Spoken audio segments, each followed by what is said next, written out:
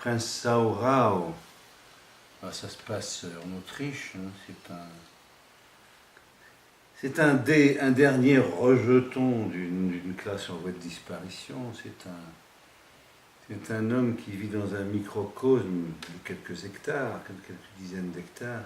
Ce prince qui, en une sorte de symphonie en trois mouvements ou de concert en trois mouvements, va nous raconter un peu ce qu'il est, va nous raconter un peu son être intime et va nous raconter l'angoisse du devenir. On va découvrir que le prince nous raconte dans son domaine de Saora et du haut de son piton montagneux, rocheux et forestier, il nous raconte une inondation, mais en même temps il nous raconte une sorte de pièce de théâtre fantasmagorique qui a eu sûrement lieu dans le village ou sur les terres à côté, et toute l'inondation et le théâtre, plus ou moins intime, nous donne l'impression d'un grand chaos, d'une grande destruction comme ça en devenir. J'ai l'impression, à chaque instant, qu'il serait naturel que le monde se disloque. Ou bien est-ce la nature qui doit s'annihiler elle-même? Ce processus part toujours de l'intérieur et se déploie vers l'extérieur. Quand j'en arrive à cette observation, cette vision des choses, tout en moi est blessé. Ce qui me surprend, ce n'est pas tant le fait que tout a toujours déclenché ces bruits de mon cerveau, que ces bruits sont de toujours, ils ont toujours été et seront toujours.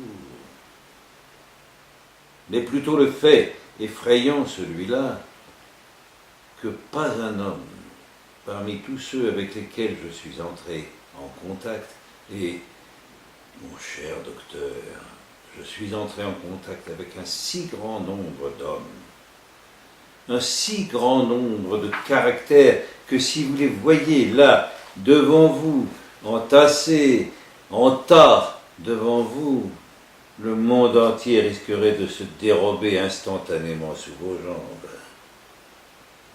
J'ai eu à ma disposition un échantillonnage si formidablement varié d'humains. Le surprenant, c'est que pas un homme, pas un seul cerveau ne partagera jamais ces bruits avec moi. Ce qui est bouleversant. Alors c'est un monologue, et je pense que l'acteur qui joue ça doit à un moment donné non plus raconter de l'extérieur, mais de l'intérieur ce personnage du prince Saora, et donc quelque part le posséder tout entier, dans son angoisse, dans sa folie, dans sa détresse aussi, mais aussi dans sa noblesse et dans tout ce qui structure son histoire. Pour moi, est mortel, à savoir le fait d'être seul à seul avec ce fait. C'est l'univers mental d'un homme qui, bien sûr, quelque part ressemble à Thomas Bernhard, ressemble aux nostalgies de Thomas Bernhard et ressemble aussi à la volonté d'avancer, la volonté progressiste et quelque part un peu destructrice d'un Thomas Bernhard face au monde dans lequel il vit. J'ai eu l'occasion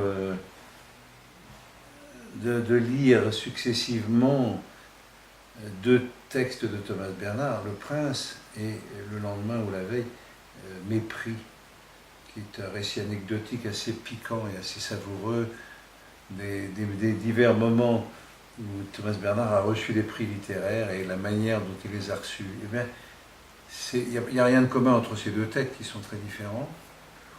Les prix, ça raconte des moments assez drôles et assez ironiques et assez tranchants de la manière dont Thomas Bernhard pouvait subir l'institution et le pouvoir et s'en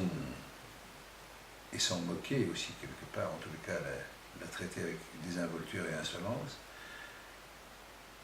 quelque part,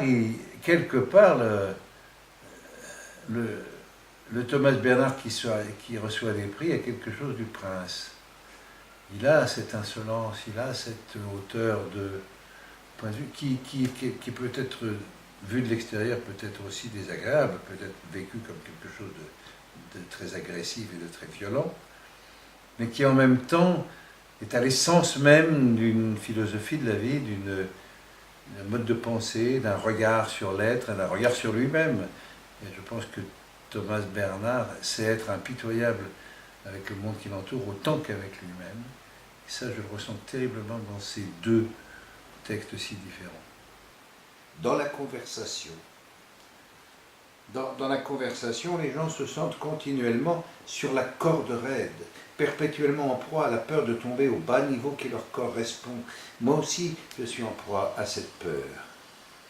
Comment la catastrophe s'élabore, je le vois par la fenêtre, elle s'élabore en silence, se produit en silence. L'homme pensant doit chasser toujours davantage les images de sa mémoire. Son but est atteint quand il n'y a plus d'images dans son cerveau, quand dans le cerveau les possibilités de représentation sont épuisées. Compréhension. Barbara Hutt, qui est une grande spécialiste de Thomas Bernhard, a eu la bonne idée et l'envie de mettre en musique, si j'ose dire, de mettre de la musique, interprétée par un personnage très savoureux, un clarinettiste de grand talent, Pierre Ragu, qui, avec sa clarinette et avec tout un système électronique de pédales et d'interventions sonores, les préenregistrés, etc., contribue à enrichir l'univers mental de Thomas Bernhard et à rendre cette lecture plaisante, à lui mettre des respirations musicales, soit entre les textes, entre les mouvements des différents textes, soit à l'intérieur même de la lecture, qui, à mon avis, transforme une simple lecture en spectacle.